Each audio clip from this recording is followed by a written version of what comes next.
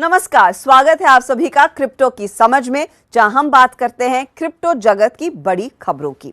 आज शुरुआत भारत में क्रिप्टो की पॉलिसी के साथ। रिजर्व बैंक ऑफ इंडिया ने अपने एनुअल रिपोर्ट में कहा है कि वो सेंट्रल बैंक डिजिटल करेंसी शुरू करने की दिशा में ग्रेडेड अप्रोच अपना रहा है। रिजर्व बैंक ने अपनी वार्षिक रिपोर्ट में कहा कि मॉनेटरी पॉलिसी, फाइनेंशियल स्टेबिलिटी और करेंसी के साथ पेमेंट सिस्टम्स के बीच बेहतर तालमेल के मद्देनजर सीबीडीसी को डिजाइन किया जाएगा। रिजर्व बैंक सीबीडीसी के लिए प्रूफ ऑफ कॉन्सेप्ट, पायलट्स और फाइनली लॉन्च के लिए धीरे धीरे कदम आगे बढ़ा रहा है। रिपोर्ट में कहा गया है कि फिलहाल सीबीडीसी के उन डिजाइन एलिमेंट्स की जांच की जा रही है जो बहुत कम यानी कि बिना किसी परेशानी को लागू किए जा सकते हैं। वैसे आरबीआई एक्ट 1934 में एक जरूरी संशोधन को फाइनेंस बिल 2022 में शामिल भी किया गया है और ये फाइनेंस बिल सीबीडीसी शुरू करने के लिए एक लीगल फ्रेमवर्क मुहैया कराएगा। यही नहीं, भारत क्रिप्टो पर कंसल्टेशन पेपर को भी तैयार करने के आखिरी पड़ाव में है। इकोनॉमिक अफेयर्स सेक्रेटरी अजय सेठ के मुताबिक कंसल्टेशन पेपर लगभग तैयार है और इसे अंजाम देने के लिए सरकार ने कई डोमेस्टिक और इंस्टीट्यूशनल स्टेक होल्डर्स के अलावा आईएमएफ और वर्ल्ड बैंक से भी उनके विचार लिए हैं। साथ ही उन्होंने ये भी कहा है कि भारत क्रिप्टो के ग्लोबल रेगुलेशन के लिए सहयोग देने को भी तैयार है। हालांकि ये कंसल्टेशन पेपर भारत के क्रिप्टो लेजिस्लेशन पर कैसा असर डालेगा, ये अब तक साफ नहीं है। वहीं रिपल के नेटवर्क में वेल्स तेजी से ऑल्ट कॉइन अक्यूमुलेट कर रहे हैं और अब एक्सआरपी की हाईएस्ट परसेंटेज होल्ड भी कर रहे हैं।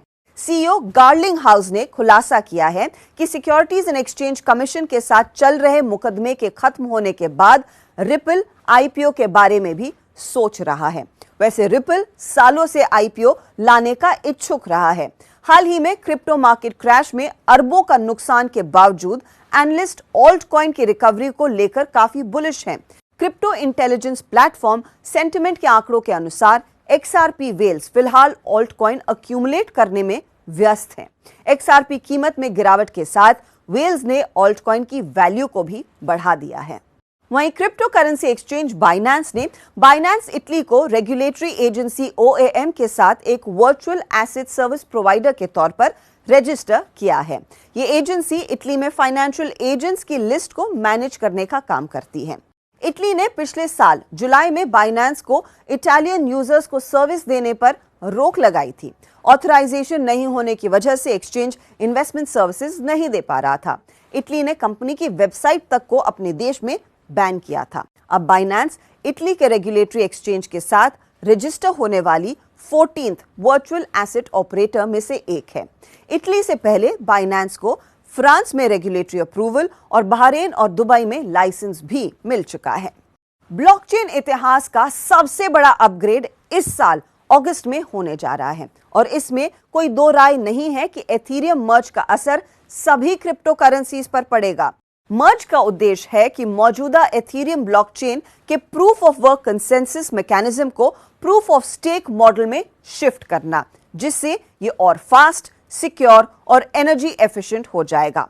लेकिन दूसरी सबसे बड़ी, ब्लॉकचेन को एक सिस्टम से दूसरे सिस्टम में शिफ्ट करना आसान नहीं है। ये एक बेहद कॉम्प्लेक्स मल्टी लेवल प्रोसेस है। इसीलिए जरूरी है कि हर पहलू का ध्यान रखा जाए।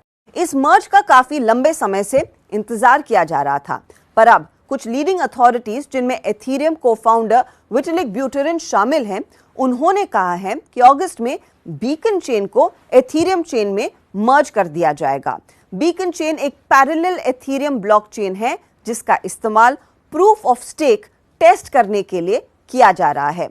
ये इवेंट क्रिप्टो मार्केट को बड़ी राहत भी दे सकता है। अब जानकारों को उम्मीद है कि ये अपग्रेड एक इथेरियम रैली को ट्रिगर भी कर सकता है। इसी के साथ इस हफ्ते इतना ही, फिर मिलेंगे।